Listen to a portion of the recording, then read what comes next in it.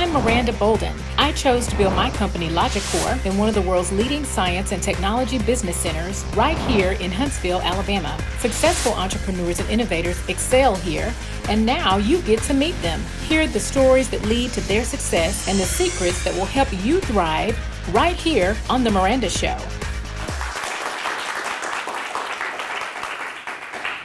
Thank you for joining us tonight.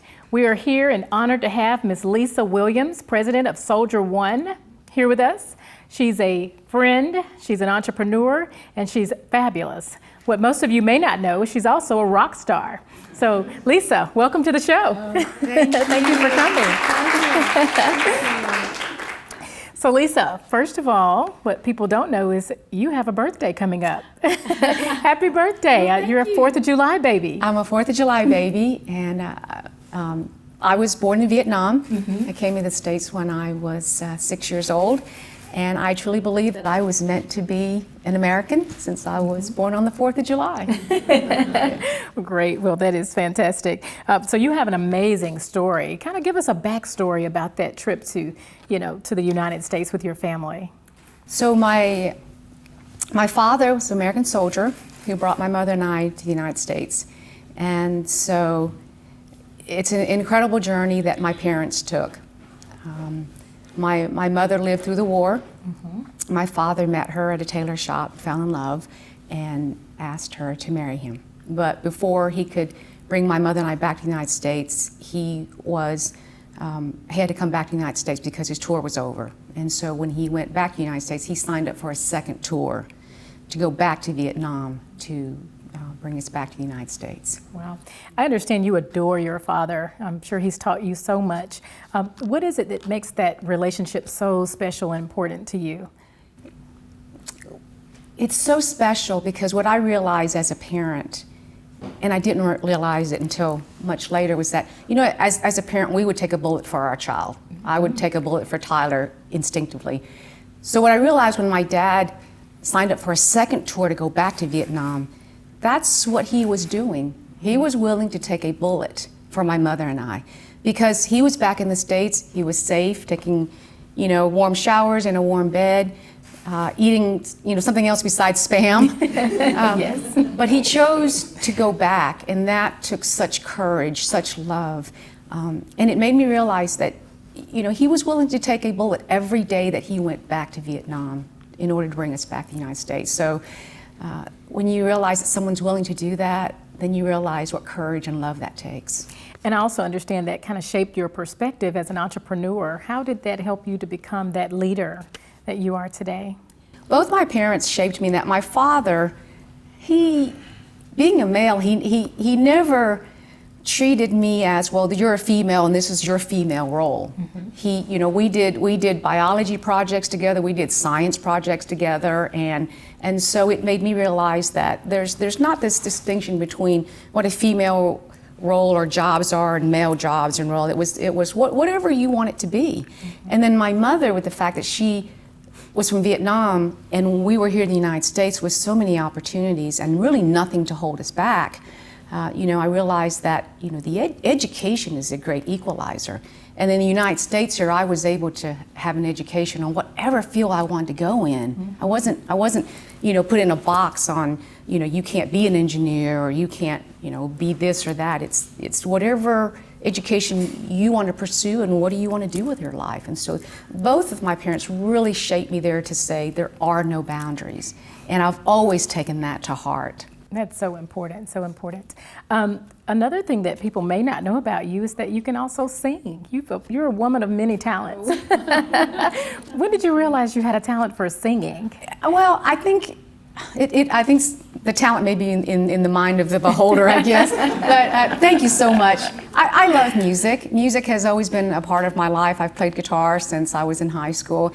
And what I realize about music is it really does cross all boundaries. No matter what you or I believe that may be different or what you and I see as different perspectives, we all love music. And so music is something you can do by yourself or you can do with other people. And that is something that you create together with somebody. When you create something with somebody, that gives you that bond to be able to talk and to be able to relate in many different ways. What are some of the events you guys have coming up with your band?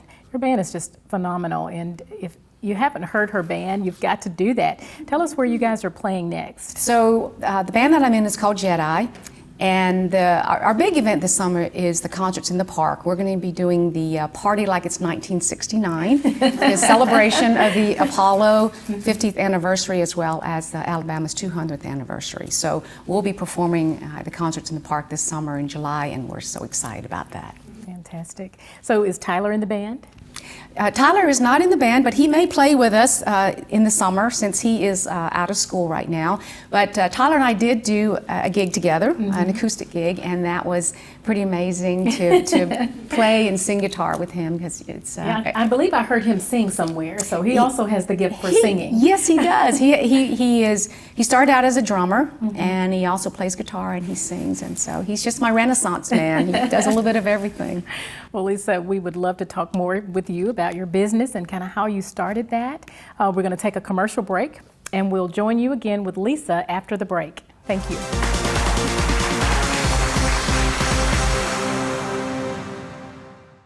Inspire and achieve. Yes, it's our name, but it's also our goal. Inspiring students to enter the world of mathematics and science and giving them scholarships to be able to achieve their goals. You can be a part of it. Go to inspireandachieve.net. You can volunteer, make a tax-deductible gift, and learn all about Inspire and Achieve. Students in Madison, Limestone, Morgan, and Lawrence counties, go to inspireandachieve.net and see how to apply for a merit-based scholarship up to $5,000. Inspire and Achieve. Join us at inspireandachieve.net. You're watching The Miranda Show on WAFF 48.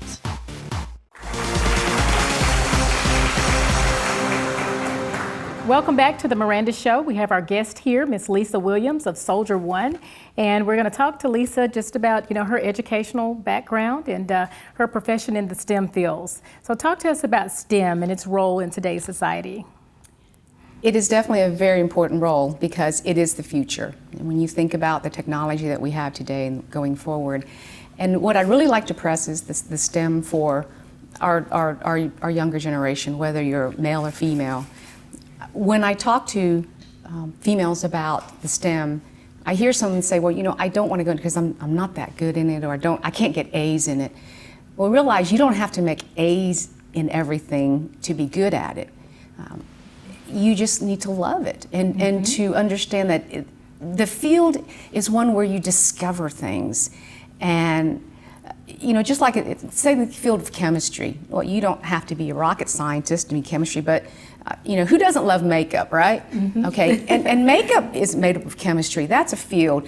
I love to eat. Food, that's chemistry. So there's so many different fields of science. And so, our younger people shouldn't just take a look at, well, you got to be a rocket scientist because that's STEM. No, STEM is all around us. What makes this cup, able to keep things hot or cold? That's chemistry. In order to make plants grow and thrive and food for the world, that's chemistry and biology. And so, keep in mind those things. And I want to point out one more thing for our young women.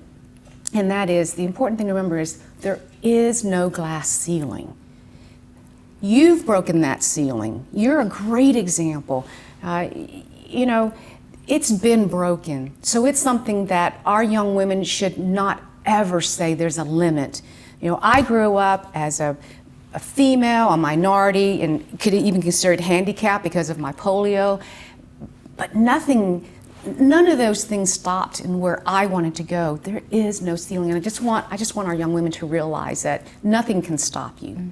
And I appreciate that plug, because a lot of times our young people do feel that way. They feel that if I can't go into industrial engineering or electrical engineering, then I cannot be in that STEM field. But there's so many other avenues to STEM. So thank you. Tell me about your business. So you started a company called 3D Research. What motivated you to start that company, and with your husband? Yes, my husband Phil Williams, who is an amazing person. I have a philosophy in life, and one of them is don't have what ifs in your life. You don't want to be 80 years old and look back and go, what if? I'm the kind of person, I want to know, okay, it didn't work out, but at least I did it. And I don't have to wonder what if. So having a business was always one of those things that was in the back of my mind that I wanted to do. And I wanted to have an engineering business because that's really my field. And so when Phil and I first got married, we'd been married only a year, and I said, you know, it's time to start that engineering business. I just feel it in my bones, it's time. And I said, will you do it with me? And he said, yeah. You know, and it takes an incredible person to say, yeah, we've only been married a year and we're going to start a business together. That's the entrepreneur in you. Yeah, yeah. And Phil has that too. He is also an entrepreneur. And so it was a great marriage. I mean, I was the CEO in charge of operations. He was our CFO because international business is his major. And so the chemistry was great in business. We would sit in a meeting and we would argue and yell at each other about business, and then we'd say, it's time for lunch, let's go, you know? And so it's an amazing when you can do business with your husband, because who can you trust more than your husband? That's right. You know, with everything. And so we've had an amazing time with business together. And so your company lasted 9 years, 9 successful, wonderful years. Tell us about some of those accomplishments, because, you know, as you're growing your business, that's really important for people to do their very best. And when you're recognized for doing that, it just means so much. So share with us some of your accomplishments. I think, you know, the hard work, the working, you know, 24 hours, you know this. Yes. You know, when you're on vacation, you're not on vacation. You're never on vacation. Yeah. You're at the beach, but you're still doing emails and you're getting things in. And, you know, you wake up at 1 o'clock thinking, you know, how's the proposal going? Or you're, you know, up at 2 o'clock writing the proposal. So the huge accomplishment is really being able to say that the business was a success. And it's not by luck, it's by hard work, it's by being able to be with the right people and associate with the right people. I mean, there are many people that helped us along the way. You know, Newkirk is one of them, who you're going to be interviewing. You know, was another amazing leader. Yeah, well, he was a great mentor, and I've had great mentors along the way. Bobby Bradley was my mentor, who just did it, you know, out of wanting to help someone. And I take that example from her in trying to pay it forward to help others too. I think if I can help mentor and help someone with their business, they can succeed. Our state is better, our country is better, and that makes me happy. And I appreciate that, because there was a time when mentors were kind of slim and it was difficult to kind of break into those areas. Providing that mentorship, what did that mean for you personally? Well, to have it is It's gold, right? It's gold, because it's somebody that's been there, that's done that can help you speed your process, because they can tell you, well, here's what I did wrong, don't do this. Or, you know, you go to them with a problem, they say, yeah, here's how we handled it, and here's some suggestions. And as a mentor, I try to pass that along. And I'm very blunt, I'm to the point. And because I don't believe you can waste time when you're in business. You cannot sit there and try not to, you know, if I'm going to hurt your feelings by telling you that your baby is ugly right now, you need to hear your baby's ugly, you know, because then you go, okay, here's how I fix the baby up, you know. And that's really important, because if no one is brutally honest with you, then it takes you longer. It takes away, absolutely. Yeah, and you don't want that, because time is of the essence. When you're in competition, when you're trying to grow, you're trying to succeed, you're trying to take care of a lot of the people in your company. It's very crucial. Absolutely, and we'll talk more about that. We're going to take a quick commercial break, and we'll be right back after the break.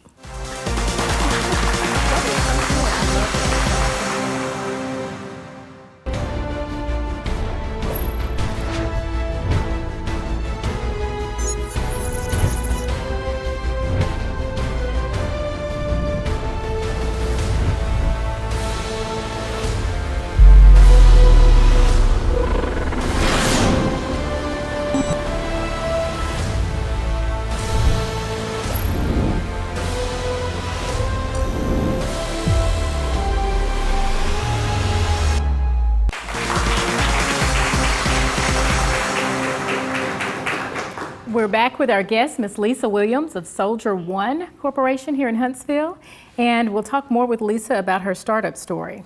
So Lisa, back to 3D research. First of all, how did you come up with that name? Names are always difficult, but it is very difficult. We had this really cool logo. It was a 3D logo, and so we thought, 3D research, and we were a research and engineering firm. So we went with it. Three-dimensional. So you were also, again, a husband and wife team. Your husband, he's now in politics. Talk to me about his role in the company. You said he was a treasurer, but did he also work with the people quite a bit? How did that work? He was our CFO, and yes, he basically worked with the business people, the contracts, accounting. I'm an engineer, so accounting makes me want to slip my wrist.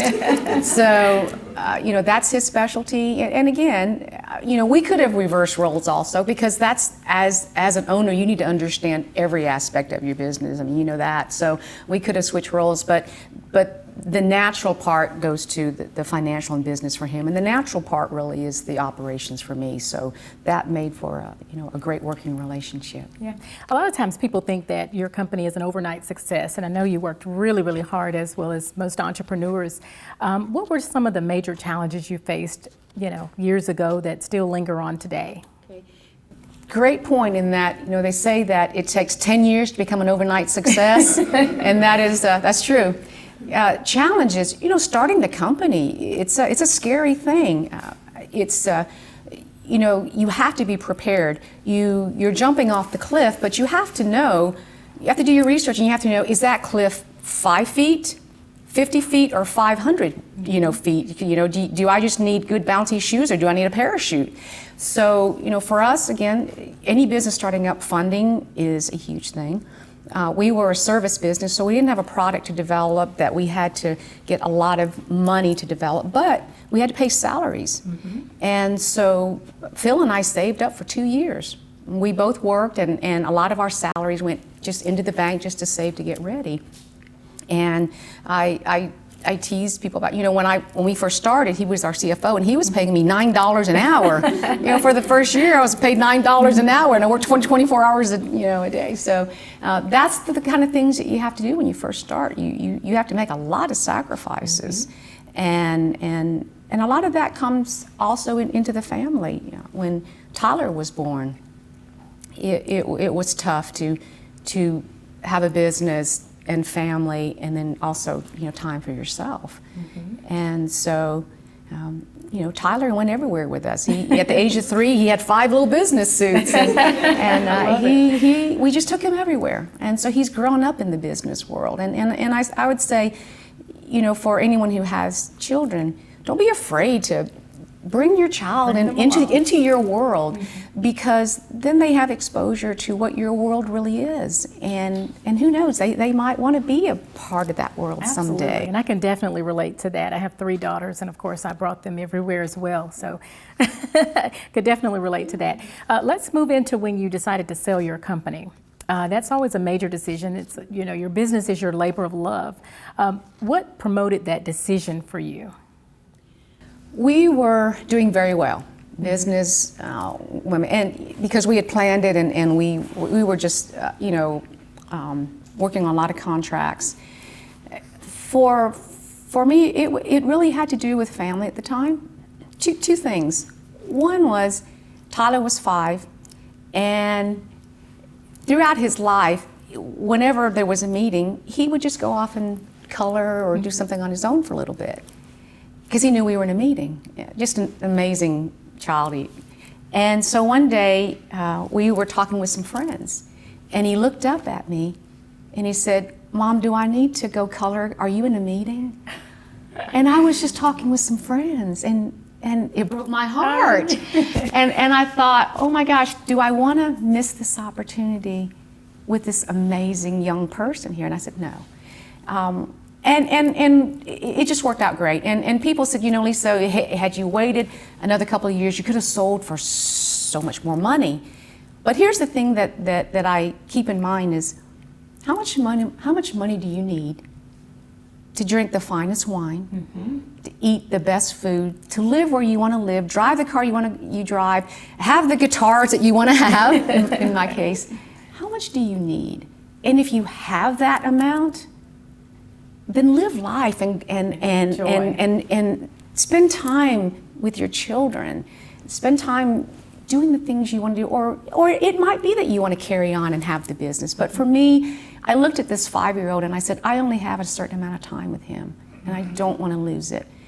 And that certain amount of money is what I get to do to drink the finest wine. I love it. And that was like, okay, it's time. Well, thank you so much. Are there any quick words of wisdom you'd like to leave with our studio audience today? I would have to say, one of my other favorite sayings is to have the BHAGs, the big, hairy, audacious goals. We live in this amazing country, the United States of America. It doesn't matter what color, what gender, short, tall, rich, poor, whatever. It's an amazing country. And I would say just live the American dream. And there are only 2 rules. One is you have to have one. Don't waste it. Take it. It's yours. And the second one is the only way to fail in America is to quit. So, USA. Thank you, Lisa. We'll be right back after the break with our next guest, Mr. Jay Newkirk.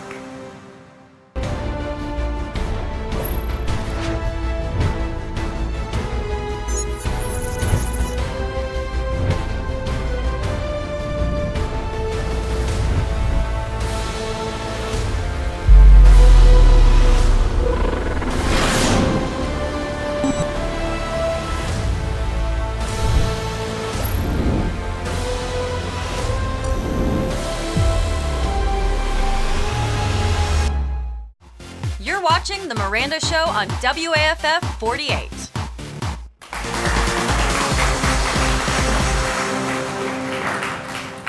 We're back with our guest, Mr. Jay Newkirk. He's with Jay Newkirk Business Consulting. He's an entrepreneur. He's a serial business guy, and this guy's just awesome in every way. And so I'm looking forward to having a conversation with Jay. Jay, welcome to the show. Thank you so much. Yes. So Jay, you've had a long, wonderful history in business and business development. You have been an entrepreneur. You've been through acquisitions. You've helped many companies. Tell us a little bit about your background and just what makes all this come together for you. Well, it starts with when I was a young person. I mean, I grew up in a small business. My mom and dad had a laundry and dry cleaning business, and I worked after school and was part of that, and watched them work and watched them succeed. And so I had a dream. I wanted to kind of help them grow that company to something significant. And when I graduated from high school, my mom and dad both said, well, look, why don't you go to, I was the first one to go to college, right? Why don't you go to college and get a good job? I thought, well, okay. So I did that. So I didn't fulfill that dream, but I did study and got a degree in technology area and went to work for the shipyard in Newport News, Virginia. And I don't know how much of this you want to go into now. No, this is good. Well, I mean, what happened was when I went to Lynchburg College, a small college in Virginia, liberal arts college, and Kennedy made his speech about going to the moon and returning safely while I was there. And it stuck with me. And I'm going to be trying to encourage some of the young people here today to get involved in the space program, because what happened was I did in fact get involved. I left the shipyard, went to work for Northrop Corporation there in Virginia at Langley Research Center. They sent me to Huntsville to work with Von Braun and the team here to get oriented in the space work, and guess what happened? Johnson picked Langley Research Center up and moved it to Houston. And no job. I had to go back to Virginia without a job. But Northrop asked me to stay. So I thought, well, I'll do this for a couple of years. This was in '66. Been here ever since. So my career started with the Apollo program. So I worked on that program, and we helped get those guys to the moon and back safely, and it was a great way to start my career. Well, that has stemmed a wonderful fascination for you. As you know, I started as a co-op student for Kennedy Space Center, and so it was a great experience. So I too share a love for NASA. So I understand that you're actually going to be coming out with a book soon. Yes, Tell I us am. about that. Yeah, Bobby Bradley and I launched a company, and there's a long story in my history. After my Apollo days, I worked for a lot of large companies, but Bobby Bradley and I started a company in the late 80s, early 90s. And so, what was the question did you ask me? I got off on a tangent. Oh, no, I understand you're coming out with a new book. Oh, the book, yeah. The reason I brought up Bobby was because we grew a company from 3 of us to 1,000 people and got it to $100 million a year and sold it. But what great. happened was, in that time period, there was a lot of things that Bobby and I did that were sort of keys to our success. There were subtle little truisms that we applied. So the reason I'm telling you that is that the genesis for the book was around those basic principles that helped us succeed in that company. Mm-hmm. And these are things that, of course, certainly still hold true today, of they're course. timeless. They're pearls of business, actually. So the book is really about helping somebody launch a company, grow it successfully, and get to a liquidity event. So that's what the book is about. Talk to me about the human element strategy that you mentioned in your book. What is that? Well, I Googled it. And because I thought about it a long time ago, Bobby and I applied this human element thing in everything we did. You know, in business and in life, it's people. I mean, all of us are together. And so human element is sort of a broad statement, but basically what it says is this: you can't just be focused looking down and just only solving problems and building your business around technical deliverables and all that kind of stuff. The key to success is about the humans that are associated with it. It has to do with helping people understand that they are important. And so what Bobby and I did was we worked constantly in getting inside the head of our employees and our customers and even our competitors and understand where they're coming from. So the human element has to do with, no matter what you're doing, you overlay whatever the objective is with something that helps the individual you're engaged with get something they want. We learned how to help people get what they want. So the human element is that thing. Who am I talking to? What do they need? How can I help them? Very good. That's the key. Very good. And in your book, The Pearls of Wisdom. Pearls of business. Pearls of wisdom. Business. Pearls of business. Yes. Maybe we should add wisdom. Yeah. They kind of go hand in hand, right? Yeah, they do. Would you like to share just a few more of those pearls? Because I think that's important that we all understand kind of what are those secrets to success. Yeah, you know, business is hard. Lisa said that earlier in your interview with her. It's hard, but basically, you know, there are subtleties to winning and losing. So, you know, my website, I'd love for you to see it, and I'd get your feedback on it. But basically, when you open up my website, the master pearl comes up. Now here it goes. You probably can't write this down, but don't forget this. It's a quote from Seneca, Lucius Seneca, that lived in the 1st century in Spain. If one does not know to which port one is sailing, no wind is favorable. All right. Now, the reason that was critical is that back in those days, sailing was the commerce. So you had to know where you were going, and then you had to take advantage of the wind and the current to adjust whatever equipment you had on your ship to get to the port. Same thing in business. You got to have an objective, know where you're going in your business, and adjust things in your company to get you to that point. Thank you, Jay, for joining us and sharing those words of wisdom and pearls, and we look forward to your book coming out. Appreciate your time on the show. Thanks so much. You're welcome. Thanks for watching our show today, and make plans to join us next week for another riveting conversation with leaders and innovators right here on The Miranda Show.